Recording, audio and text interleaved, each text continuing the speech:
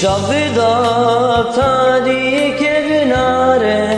işine bir gürtü pürgedare guti sana birindare liserveli oldu şkur fadilale Shabda tarihi ke binare işine bir gürtü